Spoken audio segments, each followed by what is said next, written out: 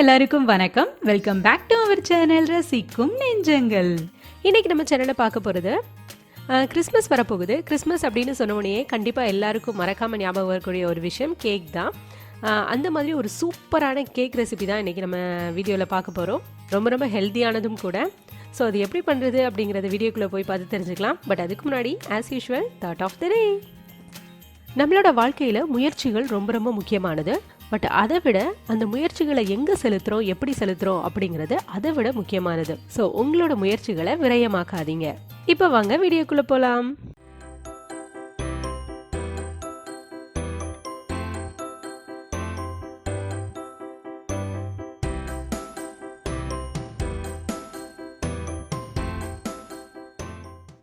இப்போ நான் இதில் சேர்க்க போகிற எல்லாமே 3 டீஸ்பூன் அளவுக்கு எடுத்துக்கோங்க. ஃபஸ்ட்டு பாதாம், அப்புறமா முந்திரியும் சின்ன சின்னதாக கட் பண்ணது, அடுத்ததா உலர் திராட்சை எடுத்துக்கோங்க, மஞ்சள் நிற உலர் திராட்சை, அதுக்கடுத்து கருப்பு நிற உலர் திராட்சையும் எடுத்துக்கோங்க, அடுத்ததா ஒரு 3 டீஸ்பூன் அளவுக்கு செர்ரி பழமும் சேர்த்துக்கோங்க சின்னதாக கட் பண்ணிட்டு, அப்புறமா 3 கலர் சேர்ந்த டூட்டி ஃப்ரூட்டி இதுவும் ஒரு 3 டீஸ்பூன் அளவுக்கு நான் மிக்ஸ் பண்ணி சேர்த்திருக்கேன். இது எல்லாத்தையும் நம்ம ஆரஞ்சு ஜூஸ்ல ஊற வைக்க போறோம். ஒரு 6 மணி நேரம் இதை வந்து நம்ம ஊற வைக்கிறோம். குறைஞ்சது ஒரு 2 அல்லது 3 மணி நேரமாவது இதை வந்து ஊற வைங்க. நீங்க ஒருவேளை ஈவினிங் போல நீங்க வந்து கேக் செய்யணும் அப்படின்னு பிளான் பண்றீங்க அப்படின்னா நீங்க வந்து காலையிலேயே வந்து ஊற வச்சிருங்க. அப்போ கேக் செய்யறதுக்கு இது வந்து கரெக்டாக ரெடியாக இருக்கும். இப்போ ஒரு ஸ்பூன் வச்சு எல்லா ட்ரை நட்ஸ் அண்ட் ஃப்ரூட்ஸையும் நல்லா மிக்ஸ் பண்ணி விட்டுக்கோங்க. மிக்ஸ் பண்ணி விட்டுட்டு மூடி போட்டு மூடி வச்சிடலாம். அது ஒரு 6 மணி நேரத்துக்கு நல்லா ஊறட்டும். இப்போ நம்ம கேக் செய்ய ஆரம்பிச்சிடலாம். ஃபர்ஸ்ட் வந்து நம்ம சுகரை வந்து கேரமல் பண்ணணும், கேரமலைஸ் பண்ணி வச்சுக்கணும். அதுக்கு ஒரு பாத்திரத்தில் வெறுமனே அதில் தண்ணி எதுவுமே சேர்க்க வேண்டாம். வெறும் பாத்திரத்தில் ஒரு 3 டேபிள் ஸ்பூன் அளவுக்கு சுகர் சேர்த்துக்கோங்க. ஒயிட் சுகர் தான் சேர்த்துருக்கேன். சேர்த்துட்டு அதை நல்லா இந்த மாதிரி கலந்து விட்டுட்டே இருங்க. கொஞ்ச நேரத்தில் அதுவே நல்லா உருக ஆரம்பிக்கும். உருகிட்டு தேன் கலரில் மாற ஆரம்பிக்கும். நல்ல தேன் கலரில் மாறினதுக்கு அப்புறமா ஸ்டவ்வை ஆஃப் பண்ணிவிட்டு அதில் 1 கப் அளவுக்கு சுடு தண்ணி வந்து நான் சேர்த்துக்கிறேன். நீங்கள் சைடில் சுடு தண்ணி வந்து வச்சுருங்க. இதில் வந்து நார்மலான வாட்டரோ இல்லைனா ஐஸ் வாட்டரோ நம்ம சேர்த்தோம் அப்படின்னா அது அப்படியே இறுகிரும். அதனால சுடு தண்ணி தான் சேர்க்கணும். சேர்த்துட்டு இந்த மாதிரி நல்லா கலந்து விட்டுருங்க. இந்த மாதிரி ஒரு 1.5 கப் அளவுக்கு தண்ணி சேர்த்ததுக்கு அப்புறமா இதுலேயே கொஞ்சம் பேரிச்சம்பழம் விதை எடுத்துட்டு பேரிச்சம்பழத்தை குட்டி குட்டியாக கட் பண்ணிவிட்டு அதையும் கொஞ்சம் கருப்பு திராட்சையும் சேர்த்து நான் உள்ளே சேர்த்துக்கிறேன். பேரிச்சம்பழமும் அந்த கருப்பு திராட்சையும் கொஞ்ச நேரம் இந்த சுகர் சிரப்லேயே நல்லா வேகட்டும். ஒரு 10 நிமிஷம் நல்லா வேக விடுங்க. வெந்ததுக்கு அப்புறமா இந்த மாதிரி தான் இருக்கும். இதை நல்லா கம்ப்ளீட்டாக ஆற விட்டுறணும். அடுத்ததான் நம்ம கேக் வந்து பேக் பண்ணுறதுக்கு இந்த மாதிரி ஒரு பாத்திரத்தில், அடிகனமான பாத்திரத்தில் கொஞ்சமாக உப்பு சேர்த்துட்டு அதுலேயே ஒரு ஸ்டாண்டு, அந்த பாத்திரத்தை வந்து தூக்கி வைக்கிறதுக்கு மாதிரி ஒரு ஸ்டாண்டு வச்சுட்டு அதை வந்து ப்ரீ ஹீட் பண்ண போகிறோம். ஒரு 10 நிமிஷத்துக்கு நல்லா லோ ஃப்ளேமில் வச்சு நல்லா ஹீட் பண்ணிக்கோங்க.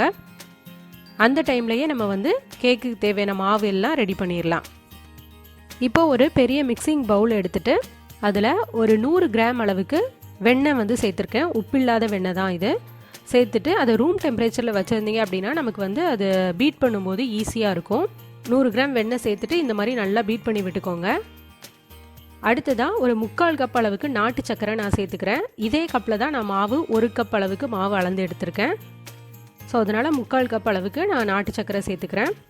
சேர்த்துட்டு அந்த வெண்ணெயும் நாட்டு சக்கரையும் நல்லா ஒன்றோட ஒன்று கலக்கிற மாதிரி நல்லா இந்த மாதிரி கலந்து விட்டுக்கோங்க. அதுக்கப்புறமா ஒரு முட்டை வந்து நான் சேர்த்துக்கிறேன். முட்டையும் சேர்த்துட்டு இப்போ 3 நல்லா ஒன்றோட ஒன்று கலந்துக்கிற மாதிரி நல்லா கலந்துக்கோங்க. ஒருவேளை நீங்கள் முட்டை சேர்த்துக்க மாட்டீங்க அப்படின்னா 1 கப் அளவுக்கு தயிர் சேர்த்துக்கோங்க. அது புளிப்பில்லாத தயிராக ஒரு சின்ன கப்பில் 1 கப் அளவுக்கு தயிர் சேர்த்துக்கோங்க. இப்போ இந்த 3ஐயும் நல்லா கலந்ததுக்கு அப்புறமா நம்ம மாவு உள்ளே சேர்த்துக்க போகிறோம். 1 கப் அளவுக்கு மைதா மாவு சேர்த்துட்டு கூடவே 1 டீஸ்பூன் அளவுக்கு பேக்கிங் பவுடர் சேர்த்துக்கிறேன். அடுத்ததாக 1 டீஸ்பூன் அளவுக்கு பேக்கிங் சோடா வந்து சேர்த்துக்கிறேன். நார்மலான சமையல் சோடா சேர்த்துட்டு இப்போ இது எல்லாத்தையும் நல்லா கலந்து விட்டுக்கோங்க. மாவு இந்த மாதிரி நல்லா கலந்ததுக்கப்புறமா நம்ம ஆல்ரெடி ஊற வச்சுருக்கோம் ஆரஞ்சு பழ ஜூஸில் வந்துட்டு மாவை நல்லா கலந்ததுக்கப்புறமா நம்ம ஆல்ரெடி ஆரஞ்சு ஜூஸில் இந்த மாதிரி ட்ரை நட்ஸ் அண்ட் ஃப்ரூட்ஸ் எல்லாம் ஊற வச்சுருக்கோம் இல்லையா, அதை வந்து இப்போ நம்ம உள்ளே சேர்த்துடலாம். இது கிட்டத்தட்ட ஒரு 6 மணி நேரம் நல்லா ஊறிடுச்சு. இப்போ அதையும் உள்ளே சேர்த்துட்டு நல்லா கலந்துக்கோங்க. இதில் நல்லா கலந்துடணும். அப்படி இல்லைன்னா எல்லாம் ஒரே இடத்துல போய் அப்படியே தங்கிரும். அதனால் மாவில் நல்லா கலந்துருங்க. லாஸ்ட்டாக இதில் நம்ம ஆல்ரெடி சுகர் சிரப்பில் பேரிச்சம்பழமும் கருப்பு திராட்சையும் வேக வச்சுருந்தோம். அதையும் உள்ளே சேர்த்துட்டு நல்லா கலந்துக்கலாம். இதில் நான் வந்துட்டு ஃப்ளேவருக்காக எதுவுமே சேர்க்கலை. வெண்ணிலா எசன்ஸ் அப்புறம் ஏலக்காய் பொடி அந்த மாதிரி எதுவுமே சேர்க்கலை. நேச்சுரலான அந்த ஃப்ரூட்ஸோட ஸ்மெல்லே போதும் அப்படிங்கிறதுனால நான் சேர்க்கலை. உங்களுக்கு தேவைப்பட்டால் நீங்கள் வந்து வெண்ணிலா எசன்ஸ் சேர்த்துக்கலாம். அப்படி இல்லைனா உங்ககிட்ட பட்டை தூள் அந்த மாதிரிலாம் பட்டை பவுடர் அந்த மாதிரிலாம் இருந்துச்சுன்னா கூட சினமன் பவுடர் அதெல்லாம் நீங்கள் சேர்த்துக்கலாம். இது எல்லாம் நல்லா ஒன்றோட ஒன்று பைண்ட் ஆகிற அளவுக்கு நல்லா கலந்து விட்டுட்டு இப்போ மாவு வந்து சூப்பராக ரெடி ஆயிடுச்சு. இந்த மாவு இந்த மாதிரி கெட்டியாக தான் இருக்கும். அப்படி இருந்தால் தான் இந்த கேக் வந்து நல்லா பேக் ஆகும். மற்ற நார்மல் கேக் மாவு மாதிரி இல்லாமல் இது கொஞ்சம் அதை விட கொஞ்சம் கெட்டியாக தான் இருக்கும். அடுத்ததான் இந்த மாதிரி ஒரு கேக் ட்ரேயில் நல்லா வெண்ணெய் வந்து நல்லா க்ரீஸ் பண்ணி விட்டுக்கோங்க. நல்லா தடவி விட்டுக்கோங்க. சுற்றியும் தடவிக்கோங்க. வெண்ணெய் அப்படி இல்லைனா எண்ணெய் கூட நீங்கள் தடவிக்கலாம். இந்த மாதிரி கேக் ட்ரே தான் வேணும் அப்படின்ட்டு அவசியம் இல்லை. ஃப்ளாட்டாக இருக்கிற மாதிரி ஏதாவது டிஃபன் பாக்ஸோ அப்படி இல்லைனா ஃப்ளாட்டாக இருக்கிற எந்த மாதிரியான பாத்திரமும் கூட நீங்கள் யூஸ் பண்ணிக்கலாம். இதில் வெண்ணெய் தடவினதுக்கு அப்புறமா இதில் வந்து பட்டர் ஷீட் வந்து நான் வச்சிடுறேன். உங்ககிட்ட ஒருவேளை பட்டர் ஷீட் இல்லை அப்படின்னா இந்த மாதிரி வெண்ணெய் க்ரீஸ் பண்ணதுக்கு அப்புறமா மைதா மாவை உள்ளே நல்லா சுற்றியும் படுற மாதிரி நல்லா தூவி விட்டுக்கோங்க. அப்போ கேக் வந்து ஒட்டாமல் வரும். இப்போ அது பட்டர் ஷீட் வச்சதுக்கப்புறமா அது மேலேயும் இந்த மாதிரி நான் வெண்ணெய் தடவி விட்டுக்கிறேன். பட்டர் ஷீட் வந்து கீழே மட்டும் இல்லாமல் சுற்றியும் இந்த மாதிரி நான் வச்சுக்கிறேன்.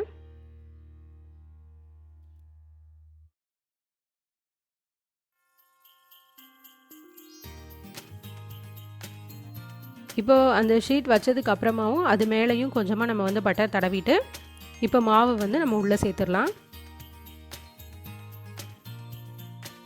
இந்த மாதிரி கொஞ்சம் கொஞ்சமாக மாவு நல்லா உள்ளே சேர்த்துட்டு நல்லா சமமாக ஆக்கி விட்டுக்கோங்க. எல்லா பக்கமும் நல்லா கரெக்டாக லெவலில் இருக்கிற மாதிரி நல்லா சமப்படுத்தி விட்டுக்கோங்க.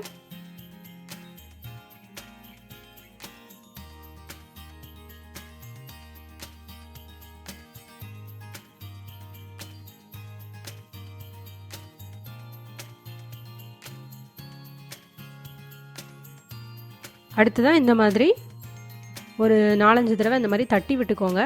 அப்போ தான் ஏதாவது இடையில கேப் இருந்தால் கூட அந்த மாவு போய் நல்லா ஃபில் ஆகி சூப்பராக எல்லாமே ஒரே லெவலில் இருக்கும். இதில் கொஞ்சமாக மேலே நான் வந்துட்டு கருப்பு திராட்சையும் முந்திரியும் வச்சு டெக்கரேட் பண்ணியிருக்கேன். இது வந்து ஆப்ஷனல் தான். இப்போ நம்ம ஆல்ரெடி ப்ரீ ஹீட் பண்ணி வச்சுருக்கிற இந்த பாத்திரத்தில் இந்த கேக் ட்ரேவை வந்து தூக்கி நம்ம உள்ளே வச்சிடலாம்.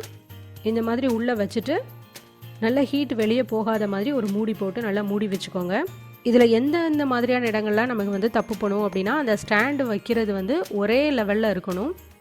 ஒருவேளை அடுப்போ பாத்திரமோ கொஞ்சம் ஏற இறங்க இருந்தாலும் அந்த ஷேப் வந்து கேக்கில் ஒழுங்காக வராது. ஒரு பக்கம் ஃபுல்லாக மாவு அதிகமாகவும் இன்னொரு பக்கம் கம்மியாகவும் வரதுக்கு வாய்ப்பு இருக்கும். ஸோ அந்த லெவல்லாம் பார்த்து கரெக்டாக செட் பண்ணிக்கோங்க. இந்த பாத்திரத்தையே ஃபுல்லாக மூடுற மாதிரி பெரிய மூடி இல்லாததுனால நான் வந்து உள்ளே ஒரு மூடி வச்சுட்டு வெளியே இந்த மாதிரி இன்னொரு மூடி போட்டு நான் மூடி வச்சுக்கிறேன்.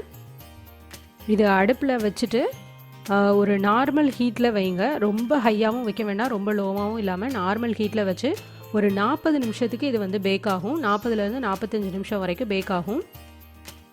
உங்களுக்கு ஒரு வேளை அது வந்து சரியாக பேக் ஆகுதா இல்லை தீஞ்சு போகிற மாதிரி இருக்கா அப்படிங்கிறத வந்து நீங்கள் இடையில ஒரு தடவை செக் பண்ணிக்கலாம். இந்த பட்டர் ஷீட் வந்து எக்ஸ்ட்ராவாக மேலே நிறைய இருந்ததுனால நான் வந்து அதை கட் பண்ணி விட்டுட்டேன். ஏன்னா அது வந்து கேக் வேகும்போது டிஸ்டர்பாக இருக்கும் அப்படிங்கிறதுனால நான் வந்து சுற்றியும் எக்ஸ்ட்ரா இருந்த பேப்பரை வந்து நான் கட் பண்ணிட்டேன். இப்போ கரெக்டாக ஒரு 40 நிமிஷம் ஆயிடுச்சு. இப்போ கேக் வந்து சூப்பராக பேக் ஆயிடுச்சு. இது வந்து உள்ளேயும் நல்லா பேக் ஆகிருக்கா அப்படின்னு செக் பண்ணுறதுக்காக இந்த மாதிரி ஒரு குட்டியாக ஒரு குச்சி வச்சு நம்ம குத்தி பார்த்தோம் அப்படின்னா மாவு வந்து அதில் ஒட்டாமல் வரும். அதை வச்சு நம்ம கேக் வந்து ரெடி ஆயிடுச்சு அப்படின்னு தெரிஞ்சுக்கலாம். இப்போ கேக் வந்து ரெடி ஆயிடுச்சு. இப்போ நம்ம இதை பாத்திரத்துக்கு மாற்றிக்கலாம். இந்த கேக் வந்து வேகும் போதே அந்த வாசம் வந்து அவ்வளோ அருமையாக இருக்கும். ஏன்னா அதில் வந்து ஆரஞ்சு ஜூஸ் சேர்த்துருக்கோம், நிறைய nuts and fruits, dry nuts and ஃப்ரூட்ஸ்லாம் நம்ம சேர்த்துருக்கோம். அப்படிங்கிறதுனால நம்ம எந்த ஃப்ளேவருமே சேர்க்காமலே அவ்வளோ அருமையாக இருக்கும் இந்த வாசனை. பாருங்கள், கேக் வந்து சூப்பராக ரெடி ஆயிடுச்சு. இப்போ நான் இதை வந்து உங்களுக்கு கட் பண்ணி காமிக்கிறேன். பாருங்கள், கேக் வந்து ரொம்ப சாஃப்டாக இருந்துச்சு, ரொம்ப சூப்பராகவும் இருந்தது, டேஸ்ட்டும் ரொம்ப அருமையாக இருந்தது. நம்ம சேர்த்துருக்க எல்லாமே ரொம்ப ஹெல்த்தியான இன்க்ரீடியன்ஸும் கூட. ஸோ குழந்தைங்கலேருந்து பெரியவங்க வரைக்கும் எல்லோரும் தாராளமாக சாப்பிட்லாம். இதில் வந்து எந்த விதமான ஆல்கஹாலோ இல்லைனா எந்த விதமான ஃபுட் கலரோ அந்த மாதிரிலாம் நம்ம எதுவுமே சேர்க்கலை. ஸோ கண்டிப்பாக இந்த கிறிஸ்மஸ்க்கு நீங்களும் வீட்டில் ட்ரை பண்ணி பாருங்கள். கண்டிப்பாக எல்லாருக்கும் பிடிக்கும். ஓகே, அவ்வளோதான். இந்த வீடியோ உங்களுக்கு பிடிச்சிருந்துக்கும் அப்படின்னு நம்புகிறேன். இதை கண்டிப்பாக எல்லாரும் வீட்டில் ட்ரை பண்ணி பாருங்கள். அப்புறம் நம்ம சேனலை பார்த்துட்டு இருக்கிற ஒவ்வொருத்தருக்கும் எனது சார்பாகவும் நம்ம சேனல் சார்பாகவும் அட்வான்ஸாக கிறிஸ்மஸ் தின நல்வாழ்த்துக்கள். இந்த வீடியோ உங்களுக்கு பிடிச்சிருந்துச்சு அப்படின்னா கண்டிப்பாக லைக் எடுங்க. இந்த வீடியோ யாருக்காச்சும் யூஸ்ஃபுல்லாக இருக்கும் அப்படின்னு தோணுச்சுன்னா கண்டிப்பாக ஷேர் பண்ணுங்கள். இந்த வீடியோ பற்றின உங்களோட கருத்துக்களை மறக்காமல் கமெண்ட்டில் கீழே சொல்லுங்கள். முக்கியமாக நம்ம சேனலை சப்ஸ்கிரைப் பண்ண மறக்காதீங்க. சப்ஸ்கிரைப் பண்ணிட்டு கூடவே இருக்கிற பெல் ஐக்கானை கிளிக் பண்ணி ஆல் அப்படின்ற ஆப்ஷனையும் கொடுத்துக்கோங்க. அப்போ தான் ஃபியூச்சரில் நான் அப்டேட் பண்ணக்கூடிய ஒவ்வொரு யூஸ்ஃபுல்லான வீடியோட நோட்டிஃபிகேஷனும் உங்களுக்கு தவறாமல் வந்து சேரும். நம்ம சேனலில் இன்னும் நிறைய நல்ல நல்ல வீடியோஸ்லாம் உங்களுக்காக காத்துக்கிட்டே இருக்குது. ஸோ மறக்காமல் சப்ஸ்கிரைப் பண்ணி வச்சுக்கோங்க. அவ்வளோதான், நான் எப்போவுமே சொல்கிற மாதிரி நம்ம வாழ்கிற லைஃப் ஒரே ஒரு தடவை தான். ஸோ வாழ்கிற வரைக்கும் ஹாப்பியாக இருங்க, ஜாலியாக இருங்க, சந்தோஷமாக இருங்க, சிரிச்சுக்கிட்டே இருங்க. இன்னொரு இன்ட்ரெஸ்டிங்கான சூப்பரான யூஸ்ஃபுல்லான வீடியோவோட நான் உங்களை மீட் பண்ணுறேன். இவ்வளோ நிறைய பொறுமையாக அந்த வீடியோவை பார்த்து ரசித்த அத்தனை ரசிக்கும் நெஞ்சங்களுக்கும் மிக நன்றி. வாழ்க பாரதம், வளர்க நம் தமிழ்.